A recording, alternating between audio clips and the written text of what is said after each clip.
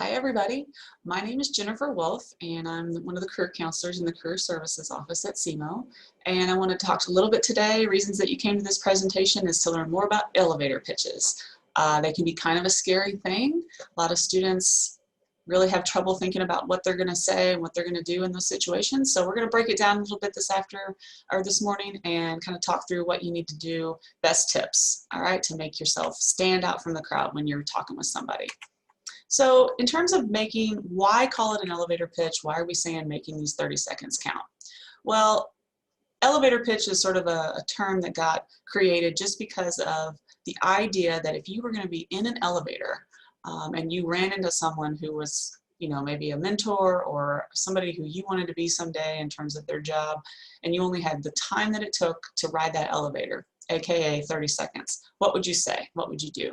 So they don't just happen in an elevator, they can happen anywhere. But the point is that what you want to talk about, they need to be brief, you need to be very persuasive in what you're saying, and also you need to spark some level of interest. You want to make that person want to talk to you a little bit more. So in terms of wanting to learn more about you, maybe opening that door to sharing that contact information. No, it's usually not a place where you're going to share your resume, but maybe you get their contact information in terms of their card, or they encourage you to contact them at their organization. That's the goal with an elevator pitch, is to spark that interest.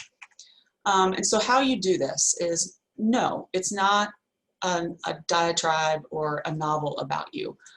It's a story about you in a very brief manner. You use a very professional tone when you're talking about yourself, staying on those professional topics. It's not usually an area where you're interjecting a lot of personal details or hobbies, interests that really don't have to do with academics or career. So yeah, you're telling your story. So kind of keep it in mind that it needs to be conversational. So a way to get this started, if you've never done a 30-second pitch before, is brainstorm and write down at least 10 things that you know about you that you feel are important or memorable. And these can be, if you think about what you do, yes, it's part-time jobs, it's summer employment, maybe it's, you have an internship or had one. Things that even hobbies or special interests, that could brainstorm maybe volunteer areas or ways you give back, major projects that you might have worked on. Next thing would be maybe what you've achieved. So if you've had any awards or recognition, maybe scholarships, maybe the fact that you're a first-generation college student and you feel like it's, pretty significant that you're in college to begin with, write that stuff down. Second or third thing would be, in context with this, what are those goals? And it's not just things like graduate college or something like that. It's usually more short-term goals. Maybe it's something like you want to try to gain an internship next semester, or you want to take what you learned through a class project and be able to, work with a faculty member, maybe on faculty research in the next semester with that topic area in mind. I don't know. Maybe it's what type of career you would want to eventually have. So some of those more long-range goals. So it can be pretty much anything and everything as long as it's professional in tone. And then once you get all these written down, start kind of crossing off or eliminating the things that are maybe repetitive or maybe unclear, maybe things that the more you think about it, they aren't really necessary to include or wouldn't be things that you might want to highlight. And then sort of the second phase of this is thinking about more of the skills areas with these, who you are, maybe characteristics that you have, things that you really value about yourself. Maybe you're a really effective problem solver, or maybe you really value your creativity. Maybe you do the things that you do, the reason that you are majoring, your major in college is, that you want to give back or you want to benefit society in a specific way, whatever. And then try to group these and cluster these into some sort of logical conversational order for you. That way you don't feel like they're just sort of random points that you're bringing up. Okay? So it's a little bit about sort of the brainstorming component of this if you've never sat down and thought about what you would include. And then this next part, kind of going to talk through the steps or the phases of an elevator pitch. And we're talking about 30 seconds here, right? Not a lot of room to really have a whole lot of content, but first things first, start out with your name, clear, introduce yourself, and then sort of highlighting those academic stats, where you're going to school, maybe when you're graduating in terms of the semester and year that you're anticipating that you're going to graduate. If you're a senior, wrapping it up this semester, things like that. And then also too, including your major if you have a minor. And then within your career goals, maybe describing, a lot of times you can kind of link it to why you chose your major. It is talking about those career goals that you have, some of the big dreams that you have, where you are right now with your academic program or where you see your career going. And then picking a memorable experience. And here again, it doesn't have to be a job. Think about a project, think about maybe a volunteer event that you participated in. It could be something as far back as like maybe you had something in your elementary school years or your high school years that really hinged on the reasons why you chose to go the direction that you are, and talk about that and how it's relevant to whoever you are talking to at the moment. How you can kind of put yourself in the place of what they would want to know more about this particular experience. And then with that, describing then those relevant, those qualifications, those skill sets, any achievements that you might have had, and how it would be valuable to that person who's listening to you.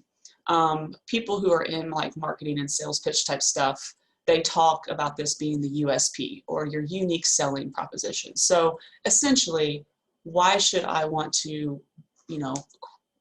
in branding, why would I want to know more? Why would I want to maybe have you on as an intern? Why would I want to talk to you more about opportunities that might be at my organization? And what kind of fit you might have and value you'd bring to my organization. That's the goal with what you want to talk about in that 30-second pitch. And then finally, wrapping this up with sort of a conclusion statement, asking them a question about how you could learn more. Maybe you could sit down for coffee, or you could share your contact information. This is a good time for you to, if you feel like the conversation has gone well, to ask them if they would want to have a copy of your resume if you have that handy, all of those kinds of things. So now a couple examples that I have here. So the first one, it's great to meet you. My name is Richard Redhawk, and I'm a junior at SEMO, majoring in corporate comm. One thing I love about my major is it has me taking courses in a variety of areas: nonverbal communication, interviewing skills, and management and marketing classes, which I think sets me up to pivot into many areas of business. I'm liking the idea of sales right now. Last semester, I worked on a group project designing a mock marketing and sales strategy for a local business, and it really enhanced my ability to think through business development and how important communication skills are in the process of growing sales and profits. I also work about 25 hours a week at Lowe's, so managing this schedule along with classes has made me very good at time management and setting priorities. Thanks for coming to campus for the Career Expo this semester. Can I ask what your favorite part of sales is? So here, really quickly, if we were to break this down, Richard does a good job of introducing himself, highlighting, where he is in terms of being a junior at SEMO, his major, and then also goes into those details about what are some of those classes. And so here again, those experiences that he's had. He doesn't have a whole lot of other than working weekly at Lowe's, he doesn't have a whole lot of targeted sales experience. He hasn't had an internship, for example. But he does have an idea of what he would like, that idea of sales, taking his corporate comm major into a sales position. And so here again, you don't have to have everything figured out and defined, but giving somebody an idea and a sense of, what you're all about, why you decided to choose your major, what you're hoping to gain, kind of short-term, long-range goals, but then also too, what are some of those relevant experiences that you've had so far? And what are some of the things that you've learned about yourself? In this case, Richard's learned that, he's pretty good at time management. He's good at setting priorities, and he feels like he's got some leverage with being able to do those sales positions and those customer service positions based off of the content that he's learned through some of these classes. Okay. And finally, he's conversational, he's enthusiastic. He asks that question at the end, wanting to know more about this person that he's talking to, whether it's an employer or a recruiter, somebody who came to the expo. He's wanting to learn a little bit more about them. So example here, one of how you might go about an elevator pitch. So let's take a look at another one. Hi there, my name is Kinsey Campus. I noticed your company in the attendee list for this event, and I really wanted to introduce myself. Right now, I'm starting my senior year as an exercise science major, and I'm gearing up to take what I've learned in classes and practicum into an internship as an assistant trainer. My interest in the field was certainly influenced by my own history in athletics. I'm on the university's tennis team, and I know firsthand the value of proper strength and conditioning to prevent or recover from injury. I also look forward to showing others the benefits of good health habits. Can I ask how you got started in the field? And so here with Kenzie's example, this is maybe something where it's like a networking event. It's not necessarily a career expo, but you could certainly use it for that. But you know, this might be an employer that she's connecting with, or it's somebody who is a faculty member, or she might have, you know, she could use this at, say, an association's conference, anything like that. You notice here again, she introduces herself, talks about her major, talks about where she is in her program in terms of being a senior, but then goes into those details about, you know, she's got an internship coming up, but more importantly, she's showing what she's looking forward to in that internship. Doesn't have a whole lot of work experience, but talks about how she got into interest in exercise science and athletic training because of her interactions with athletics, and specifically present day, what she's doing on the tennis team. There again, concluding with a question for this network or contact in terms of how they got started in the field. So you're kind of thinking with this one that this person's got a connection to training, exercise science. So here again, another example of an elevator pitch. Okay, so in terms of some tips or some things to remember, you want to try to stay away from, you know, those highly personal details or hobbies. You know, this is a quick narrative. It's a quick snapshot of you. And so keeping it professional, because you're going to use this in a professional context 9 times out of 10. Oops, got a little different there on my presentation. Sorry about that. Modify your content to be relevant to that listener. You know, so here again, if you're on a job interview and they ask you the question, tell me about yourself, a lot of the elements of your elevator pitch could be utilized, but it might sound a little different and you have to tweak it for a job interview, say, versus a networking event. And then finally, be prepared to have a conversation. You know, this isn't something that you say this elevator pitch and then the person you're talking to is not likely to respond. You know, hopefully you wanna, this starts a conversation, right? So what are you gonna talk about if they ask you a follow-up question?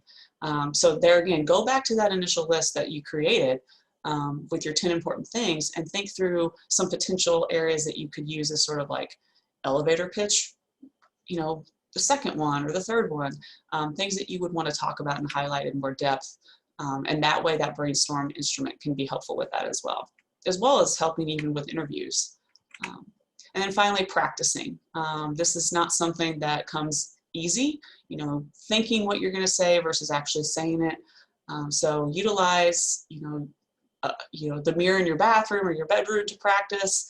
Get comfortable talking about yourself, and let us in Career Services help with that as well. I mean, you could always contact our office and we can run through some potential scenarios and things that you're thinking about and help you to practice not only your elevator pitch, but also maybe interviewing skills and things like that. Okay, so yeah, let us help. This is our contact information here. We are doing appointments, you know, virtually via Zoom, over the phone. And we will take walk-ins appointments, or not walk-ins, but scheduled appointments in-house. But yeah, let us know and let us schedule your appointment today. All right, thanks for listening in. Take care.